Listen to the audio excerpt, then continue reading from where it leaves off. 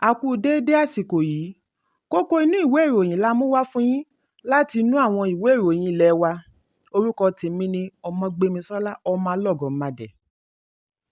Ààrẹ Bọ́lá Tinubu ti kọ̀ láti pa ọ̀kan lára òfin ipò ààrẹ mọ́. Èyí ni ṣíṣe ìkéde ohun ìní ní kété tí ó gba ipò ààrẹ orílẹ̀-èdè. Ó ti lé ní oṣù mẹ́fà tí ààrẹ Tinubu ti gba ipò ṣe ìbúra, ṣùgbọ́n tí ẹnikẹ́ni bí a kò bá gbàgbé wípé àjọ ìwà wíwù Code of Conduct (CCB) fún òṣìṣẹ́ ìjọba gẹ́gẹ́ bí ó ti wà nínú apá kìíní ìwé òfin ọdún 1999 ní ààyè wípé kí gbogbo ẹni tí ó bá ti gba ipò ṣe ìkéde ohun ìní rẹ̀ lẹ́yìn ìbúra.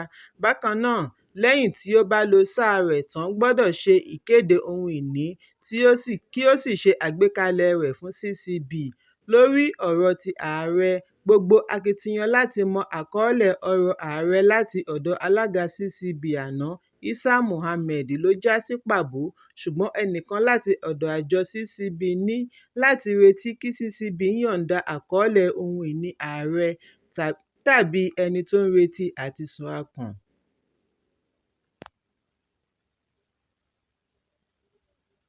Nítorí òfin kò fi ààyè gbà á, ṣùgbọ́n ẹni yìí kò lè sọ àsọdájú bóyá Tinubu ṣe àkọọ́lẹ̀, nítorí ibi kọ́lọ́fín ni wọ́n máa ń tọ́jú irúfẹ́ ìwé onípò pàtàkì láwùjọ bẹ́ẹ̀ sí. Ẹ̀kúnrẹ́rẹ́ ìròyìn yìí wà nínú ìwé ìròyìn The Guardian tó jáde lónìí.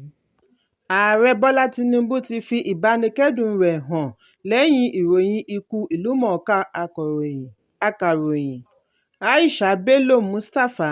Ìròyìn jábọ̀ wípé akàròyìn orí ẹ̀rọ amóhùnmáwòrán bẹ̀rẹ̀ láti ọdún 1990 sí 2000 jáde láyé lẹ́yìn àìsàn ráńpẹ́ ní ìlú Àbújá. Nínú àtẹ̀jáde láti ọ̀dọ̀ amúgbálẹ́gbẹ̀ẹ́ ààrẹ lórí ìròyìn Àjùwìngèlálè ni wọ́n ti ṣàlàyé wípé ààrẹ fi ìbánikẹ́dùn rẹ̀ hàn sí ẹbí, ọ̀rẹ́ àti alábàáṣiṣẹ́pọ̀ rẹ̀. Àtẹ̀jáde náà ṣe àpèjúwe Aisha gẹ́gẹ́ bí ọ̀kan lára àwọn mánigbàgbé ní ẹ̀ka ìgbóhùnsáfẹ́fẹ́. Ní ìgbà ayé rẹ̀ gẹ́gẹ́ bí atọ́kùn ètò ìròyìn láti iléeṣẹ́ agbóhùnsáfẹ́fẹ́ NTA Network láago 9, ọ̀pọ̀lọpọ̀ ọmọ orílẹ̀-èdè ni ó máa ń ní àfojúsùn fún ìròyìn rẹ̀ tí ó kún fọ́fọ́ pẹ̀lú ẹ̀rín àti ọgbọ́n láti fi ṣe àgbékalẹ̀ ìròyìn tí ó ṣe é fọkàn tẹ̀. Ó sa ipá tirẹ̀ sí ìdàgbàsókè ìgbóhùnsáfẹ́fẹ́ (broadcasting) lórílẹ̀-èdè Nàìjíríà. Ààrẹ Tinubu wá gbà á ládùúrà kí Ọlọ́run tẹ́ ẹ sáfẹ́fẹ́ rere, kí ó sì bu òróró ìtura sí ọkàn àwọn tí ó fi sílẹ̀. Ẹ̀kúnrẹ́rẹ́ ìròyìn yìí wà nínú ìwé ìròyìn The Guardian tó jáde lónìí. Ẹgbẹ́ Ìjọ National Congress (INC) ti ké sí Ààrẹ Bọ́lá Tinubu kí ó ṣe ìdáwọ́kọ̀ fún Mínísítà Agbègbè Ilé Ìjọba Nyesom Wike àti àwọn alátìlẹyìn rẹ̀ kí wọ́n yéé gbé ìgbésẹ̀ àti júwe ilé fún Gómìnà ìpínlẹ̀ Rivers Siminalayi Fubara. Èyí ni bí INC ṣe bu ẹnu àtẹ́ lu ohun tí wọ́n pè ní àtìlẹyìn ojúkorojú láti ọ̀dọ̀ ẹ̀ṣọ́ aláàbò fún àwọn tí Martins Amewule darí láàrin àwọn aṣòfin sí Wike tí ilé-ẹjọ́ pàṣẹ fún kí wọ́n dẹ́kun ìgbésẹ̀ kankan títí di ìgbà tí ilé-ẹjọ́ bá kéde. Nínú àtẹ̀jáde láti ọ̀dọ̀ ààrẹ INC, akàwé-gboyè Benjamin Okaba, tó jáde lónìí, ni wọ́n ti sọ wípé ó jẹ́ ohun ìyàlẹ́nu wípé pẹ̀lú ìdásí láti ọ̀dọ̀ ààrẹ àti àwọn alẹ́nulọ́rọ̀, Wike ṣàfẹ́rí wípé òun yọ Fubara nípò. Adarí ìjọ yìí sọ bákan náà wípé ọ̀pọ̀lọpọ̀ ìgbà ni Wike ti farahàn lórí ẹ̀rọ amóhùnmáwòrán pẹ̀lú àwọn ìbínú ọ̀rọ̀ tí ó lè mú awuyewuye dání tako gómìnà Fubara, bí ó ti ń fi ẹ̀sùn kan gómìnà yìí wípé ó ń gbìyànjú àti gba àṣekalẹ̀ rẹ̀ structure, tí ó sì ń pè é ní aláìmoore níta gbangba. Bákan náà ni ó sọ wípé gómìnà ni ó pètepèrò àti dáná sun ilé ìgbìmọ̀ láì ṣe ìwádìí. Wọ́n ní ṣé Wike ní oore-ọ̀fẹ́ àti máa sọ̀rọ̀ ẹ̀gàn bẹ́ẹ̀ láì bẹ̀rù ẹ̀ṣọ́ aláàbò tàbí ààrẹ Tinubu. Wọ́n ní ṣé òun ni aláṣẹ iléeṣẹ́ ológun ilẹ̀ Nàìjíríà tí ó fi jẹ́ wípé gbogbo àwọn tí ó wà ní ilé ìgbìmọ̀ ìpínlẹ̀ Rivers ni ó ń tẹ̀lé àṣẹ tí ó bá pa. Fún ìdí èyí, ni wọ́n ṣe rọ Ààrẹ Tinubu àti àwọn tí ọ̀rọ̀ kàn kí wọ́n kìlọ̀ fún Wike kí ó tọwọ́ ọmọ rẹ̀ báṣọ, bí wọ́n ti gbóríyìn fún Fubara lórí bí ó ti ń fi sùúrù bá Wike lò. Bákan náà ni wọ́n gbóríyìn fún àwọn lọ́balọ́ba ìpínlẹ̀ Rivers àti àwọn tí ọ̀rọ̀ kàn kí àlàáfíà ìpínlẹ̀ Rivers jẹ wọ́n lógún. Wọ́n wá ké sí gbogbo ará ìpínlẹ̀ Rivers láti gbárùkù ti Fubara kí wọ́n dáàbò bo ìjọba tiwantiwa kí ìdájọ́ òdodo lè wáyé. Ẹ̀kúnrẹ́rẹ́ ìròyìn yìí wà nínú ìwé ìròyìn Punch tó jáde lónìí.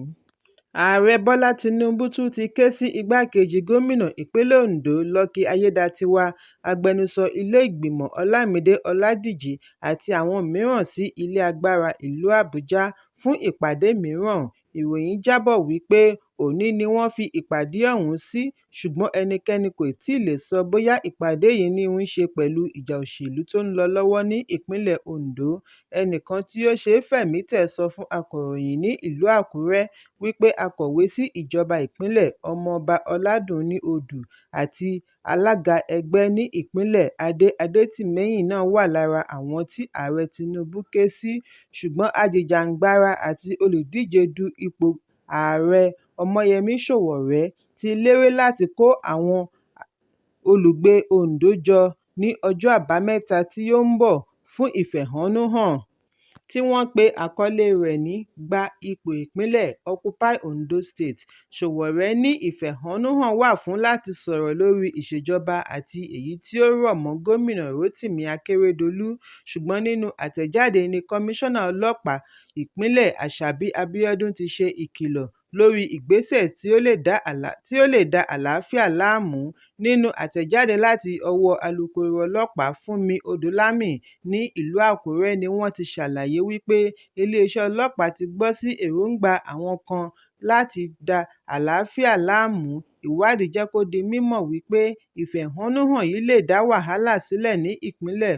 Ó ní àwọn kò ní lajú sílẹ̀ jẹ́ kí àwọn kan tẹ ẹ̀tọ́ ẹlòmíràn mọ́lẹ̀ lórí wípé wọ́n fẹ́ ṣe ẹ̀tọ́ wọn. Fún ìdí èyí ni kọmíṣánná ọlọ́pàá ṣe ń lo àǹfààní yìí kí àwọn ará ìlú má jẹ́ kí ẹnikẹ́ni tì wọ́n ríboríbo nítorí ọlọ́pàá wà láti pa òfin mọ́. Ẹ̀kúnrẹ́rẹ́ ìròyìn yìí wà nínú ìwé ìròyìn Vanguard tó jáde lónìí.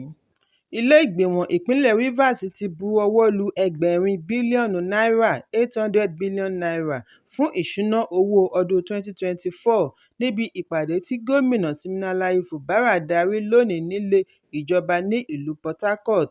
Kọmíṣánná fún ìròyìn Wari-Semibo Joseph Johnson sọ wípé 412 billion naira wà fún ìdáṣẹ́sílẹ̀ nígbà tí 361 billion naira wà fún ohun èlò. Wọ́n ní ìṣúná yìí wà fún àwọn àkànṣe iṣẹ́ ohun amáyédẹrùn, ètò ẹ̀kọ́, ìlera àti ààbò. Akọ̀wé fún ìjọba ìpínlẹ̀ Dókítà Jami Danagogo sọ wípé ìṣúná yìí wà láti fún àwọn ará ìpínlẹ̀ ní ìgbé ayé ọ̀tun tí yóò mú ìfọ̀kànbalẹ̀ dé bá ìdàgbàsókè. Ẹ̀kúnrẹ́rẹ́ ìròyìn yìí wà nínú ìwé ìròyìn The Nation tó jáde lónìí.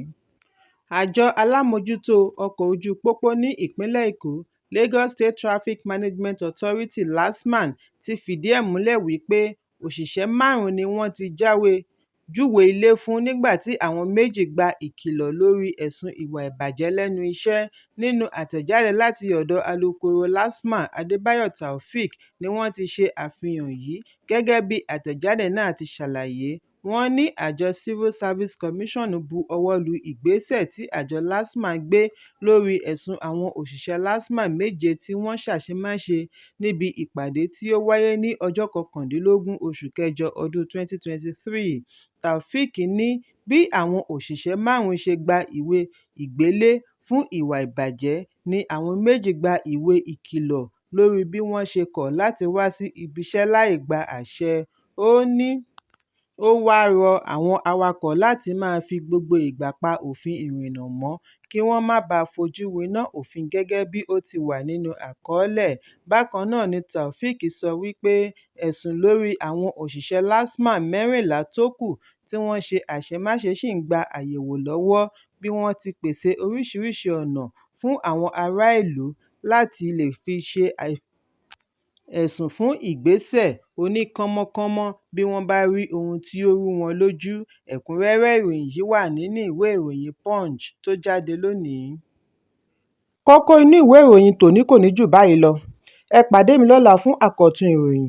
Kí a tó lọ, ẹ má ṣaláì fi àríwísí yín ránṣẹ́, ìyẹn comment, kí ẹ sì bá wa subscribe sí ojúnà wa lórí YouTube kí Kókó Inú Ìwé Ìròyìn lè máa tẹ̀ yín lọ́wọ́ ní kíákíá.